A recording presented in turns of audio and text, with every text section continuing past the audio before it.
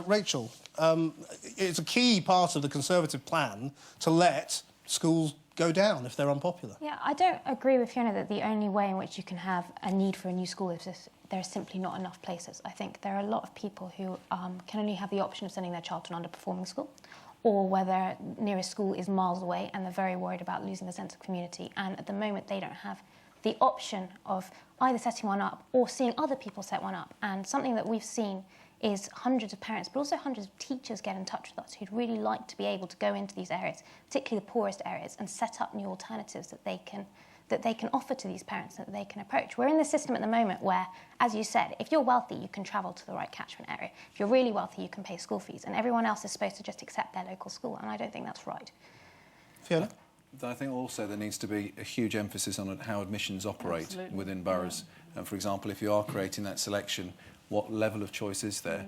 And so it's more having a more inclusive approach for the admissions policies. How will your admissions policies operate in the school? Well, we don't know exactly what the rules will be when we finally open, because we don't know who's going to win the next general election and what admissions policies will be available to parent-sponsored schools. But well, what I would you imagine... like? Well, the Conservatives have talked about allowing schools like the one I want to set up to admit students on a first-come, first-served basis. And that would actually, I imagine, be of some comfort to people like Fiona who are concerned that we might take students away from the local school, because it won't just be students in the immediate vicinity who come to our school. But I think the Conservatives are saying if they do allow schools like the one I want to start to adopt that policy, they'll insist that they admit, say, 10% of their intake eligible for free school meals, so they won't just become little middle-class oases. 10% is incredibly low. I mean, that's incredibly low, particularly by London standards, where many schools have 60 or 70% of their children on free school meals. Actually, the Conservatives, I happen to have spoken to David Cameron's advisor about this. They're going to give priority to the parents who start up the school. So it's very easy to see how that would quickly become a little self-selecting oasis within its own community. And I think admissions are important for another reason. I mean, very often you find there aren't enough school places in a community because some of the schools that exist there have selective entry criteria. Therefore, they're only taking children who have a practice of faith. They're only taking pupils who pass an exam. Actually, if you look at admissions, particularly in urban areas, and opened schools to their local people, you'd probably find a lot of parents could get into schools that they can't do at the moment. Let me bring in a couple of people from the audience. Polly Shields. I think it depends on what you see the function of a school as being. If you're going down the kind of consumer route where you really just think that you're after the best for your child, then I think you've got a problem. I think from our campaign's perspective, what we're trying to do is set up a school for our whole community. We've got primary schools that are very mixed, and when the children get to 11, they splinter across London because there is no school to serve that community. So that's what our campaign is trying to achieve. We think that social cohesion is really important, and it's more important, actually, than just having a group of people saying, we don't really like the option that's over the road, we're going to set up something that suits us better. But weren't you basically saying it's been too hard? It's been incredibly frustrating, yeah. I mean, do you believe it's actually going to happen?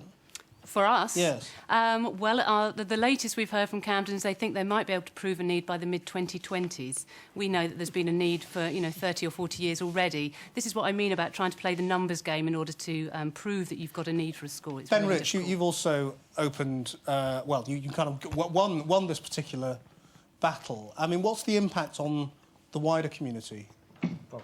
The school that I'm involved in is a Jewish school, which will be opening in September 2010, called JCOS. And the battle that we had there was proving a demand for a different type of faith education, because whilst for Jewish politics reasons, actually there wasn't access for large numbers of Jews to the existing Jewish schools anyway. So there wasn't the choice that Toby was talking about anyway.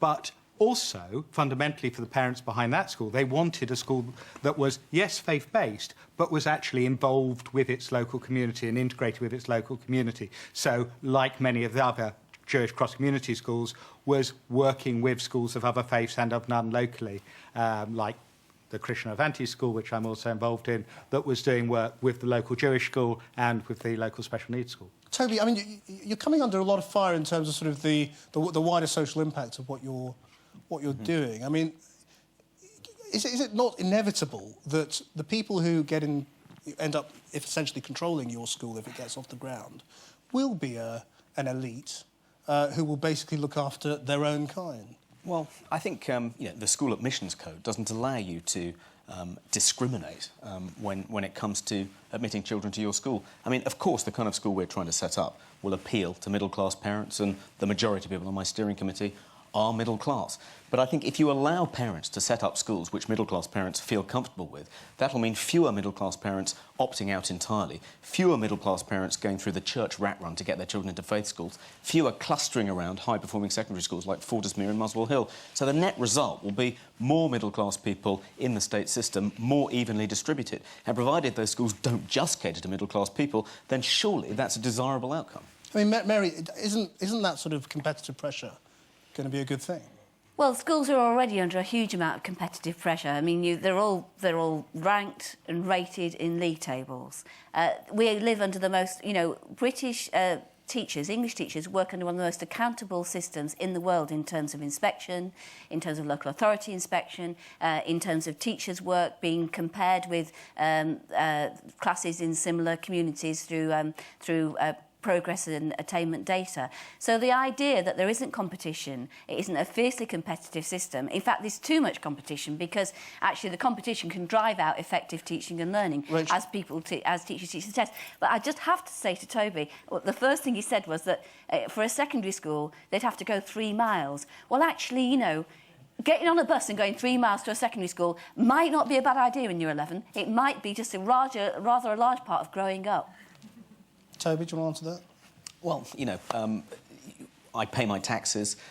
There are literally going to be thousands of children where I live who are going to need a school in their area. Why insist that they have to go 3 miles to go to school every morning? And, I don't want to put my 11-year-old on a bus, and it would mean driving an hour there and an hour back every day.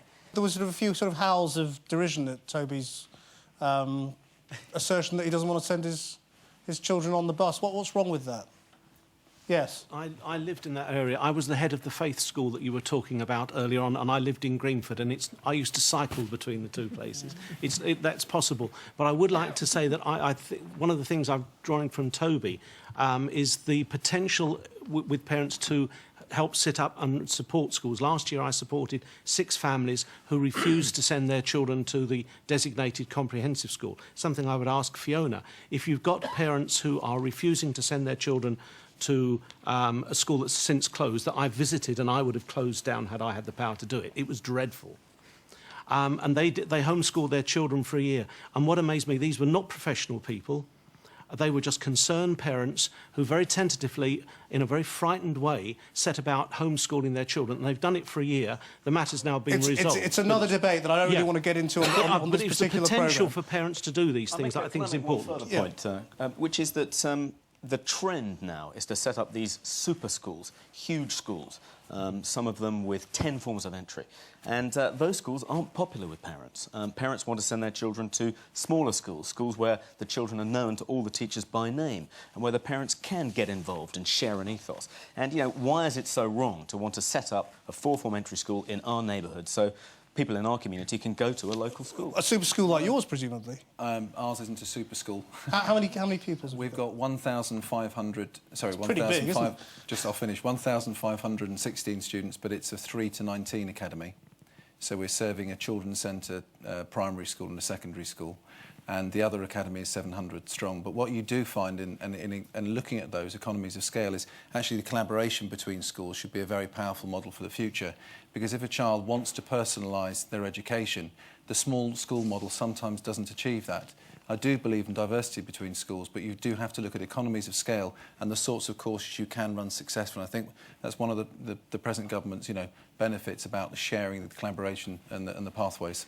Well, we're coming towards the end of the programme, and I just want to go to the panel with one final thought, which is, of course, that the issues around parent-promoted schools and parental involvement are likely to be big live issues during the coming election campaign. So, if you have a message for the politicians, what's it going to be? I mean, Fiona, in a way, you're sort of on the wrong side of your own party, aren't you? I mean, the Labour Party is all about choice these days, and... I've got absolutely nothing against choice, but I think it has to be executed in a way that gives everybody a fair choice rather than some parents a choice at the expense of other local parents. That's really my concern. But what would you say to Ed Balls? I would say to Ed Balls, and I have said to Ed Balls, say to people, you're going to give everybody a good local school. Look at the characteristics of that school, a balanced intake. I mean, admissions are absolutely crucial to this debate. We haven't touched on that. We have done before in these debates, I know. A broad curriculum. I don't think parents do want schools that have very narrow curricula that just specialise in certain subjects because they'll have different children who've got different needs. So a balanced intake, a broad curriculum, nice buildings, strong leadership. So much emphasis has to go on the qualities of the heads. You know, we need lots and lots of really fantastic heads in these particularly difficult inner-city schools, and very, very good teaching. I mean, I think that's so much more important than setting up new schools and giving people more choice. Very good teachers, very strong leadership and a broad curriculum. John, as things stand, it looks like you'll be dealing with Secretary of State Gove. So what would you say to him? I think that one of the things schools need to do, that the government should be looking in terms of sharing effective practices, where is the best practice in schools engaging with parents? For example, what are the varieties of ways? Are you having, instead of having parents' evenings, are you opening the school during the day to allow parents in terms of their access? How are you using technology so parents can form part of that? What is the school doing as a centre of community, as centre of that community? How are they engaging? What other services, integrated services, can they provide? That really creates community transformation. Rachel Wolf. I'd say there are an enormous number of exciting teachers and charities and parents around, and in other countries they've been allowed to set up schools and made a massive difference in poor areas, and I don't understand why you wouldn't allow that to happen here. Mary Bastard. Well, the evidence in America is very mixed, actually. In the schools where there's been a very tight control on quality, in like the states like New York, yes, it's been fantastic. There has been difference. You're absolutely right. There needs to be accountability. Well, let me finish, please. But in many schools, parents have set them up, and the quality has been appalling, very, very poor. So there'll be dragons, there'll be dangers here. And what I would say to Michael Gove actually is that children are not commodities. And if you take money away from an existing school, and it means that it can't have a curriculum, it can't repair the buildings, it can't employ teachers, then their education is fatally damaged, and they only have one chance. So children are not capitalist commodities. They are people, and every child has the right to a good education, not just those in the little schools which the middle-class parents set up. Toby Young, I mean, are you wary of becoming a Tory poster boy? Well, we'll work with whatever government wants to work with us. I think there's clearly a huge untapped resource out there of interested parents who are willing to give up their time to try and set up schools. You know, in the case of the group you were involved with, Ben, they even raised a huge amount of money, £11 million, I think, to help build the school you've set up. Why obstruct this group? I think what Michael Gove should do if he wins, and what Ed Balls should do now, is create a department within the DCSF which works with parents like the group in Camden to set up what will clearly be outstanding schools. I wonder if I could just go finally to you in the audience for a show of hands. Do you, and I want to ask you, do you think whoever is in power after the election should make it easier for parents to set up schools than it is at the moment? Could you raise your hand? And if you think the government should not make it easier for parents to set up schools? Ooh, it's pretty evenly spread. I'm not sure how I'd call it. I mean, maybe just about on the opposition. Have any of you changed your minds in the course of listening to us, or is this pretty much what you thought to begin with? No, I've changed my mind from thinking you were right, I'm afraid. Well, you asked for that. Thank you very much indeed. That's it for tonight's big debate. My thanks to our panel, Toby Young, Mary Bastard, Rachel Wolf, John Murphy, and Fiona Miller, and of course our audience here in the studio. If you'd like to continue the debate, you can take part on our website. That's teachers.tv. But from me and all the team here, bye-bye.